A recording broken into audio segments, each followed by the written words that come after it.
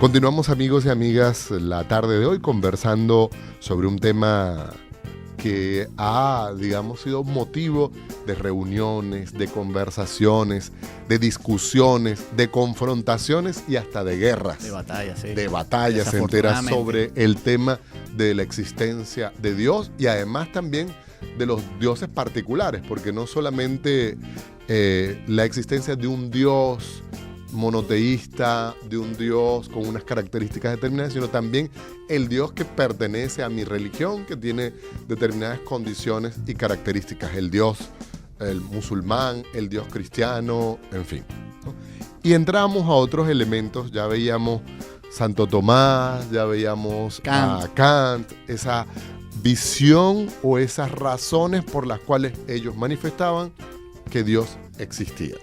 Ahora entran otras razones también, que podrían ser muchas, por las que podríamos decir que Dios no existe. ¿Cómo es posible que haya un terremoto en Haití y primero muera tanta gente, deje en desolación a tantas otras, con un futuro comprometido a miles, con gente... Millones, diría yo. A millones, sí, a personas que quedaron con discapacidades, que fueron mutilados, o... Por ejemplo, pensamos en las enfermedades que padecemos los seres humanos, los cambios ecológicos tremendos que estamos viviendo. En las violaciones, homicidios. Sí, los homicidios, las perversiones, el mal en general, ¿no? Claro. Bueno, es que efectivamente ese es el problema del mal. Y como te decía en el segmento anterior, los ateos dicen, bueno, esa es prueba de que Dios no existe. Ahora, los que creen en Dios han intentado ofrecer algunas respuestas a este argumento que tú estás ofreciendo. Los intentos por responder esto han venido a llamarse teodicea, que significa justificación de Dios. Entonces el que cree en Dios dice, bueno, Dios permite el mal por estas y estas razones. Te voy a dar algunas.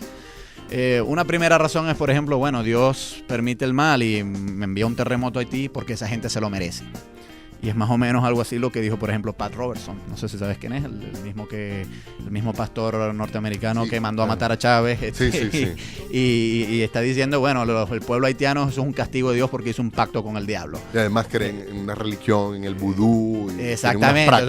Entonces como Dios castiga... Que han sido muy estereotipadas por el mundo occidental. Sí, sin duda. Como Dios castiga ese tipo de prácticas, entonces pues es lógico que enviara un terremoto. El mal como castigo... tiene cierta plausibilidad, tiene cierta aceptación entre mucha gente, pero es evidente que mucha gente sufre y que no merece sufrir. Hay gente que dice, bueno, por ejemplo, el SIDA. El SIDA, la gente sufre SIDA, bueno, porque ¿quién los manda a andar de homosexuales o de drogadictos? Pero es obvio que hay mucha gente que tiene SIDA y que no es ni homosexual ni drogadicto. Y en todo caso, el ser homosexual tampoco es un motivo suficiente como para que Dios te envíe una enfermedad como esa. El otro día, por ejemplo, y perdona que te disperse un poco, me decían, en Ruanda, mejor dicho, en Zambia, Suráfrica, Suráfrica, de cada 10 personas, casi 6 tienen SIDA. Claro, y no puede haber que el 60% de un país sea culpable y merecedor de un castigo. Entonces, esa explicación del mal como castigo no tiene mucha credibilidad, a pesar de que, por ejemplo, en la Biblia se expresa mucho esa manera de entender el mal. Hay otra manera de justificar el mal por parte de Dios que dice, bueno, el mal es realmente un instrumento para un bien mayor. Entonces, Dios envía males al mundo para que nosotros los seres humanos saquemos provecho de ese mal y crezcamos espiritualmente. Como al pobre Job, ¿no? Que le envió todas las tentaciones y todos los males corporales posibles. Y entonces, claro, se supone, bueno, en el caso de Job, además de eso, se supone que es para someter a prueba la fe de Job, resistir, ¿no? La fe y claro, y eso se supone que lo iba a fortalecer espiritualmente. En el caso de Haití, alguien que ofrezca esta respuesta podría decir, bueno, pero gracias al terremoto de Haití ha habido gran solidaridad. Si no hubiese terremoto, no habría solidaridad por parte de Médicos Sin Fronteras, la Cruz Roja, Luz FM, etcétera. Y es más o menos la analogía de que, bueno, de que algunos males son necesarios en el mundo para sacar un bien mayor. Si tú, por ejemplo, tienes una infección en la pierna, bueno, hay que amputarte la pierna y eso es un terrible mal, pero el terrible mal de amputarte la pierna persigue el bien mayor de salvarte la vida. Entonces, mucha gente que acepta la existencia de Dios dice, bueno, el mal existe como medio para un bien mayor.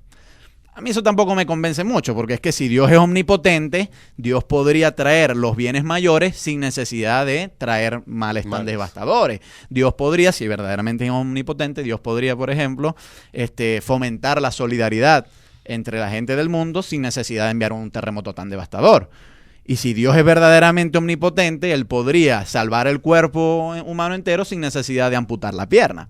De forma tal que esa teodicea tampoco funciona muy bien.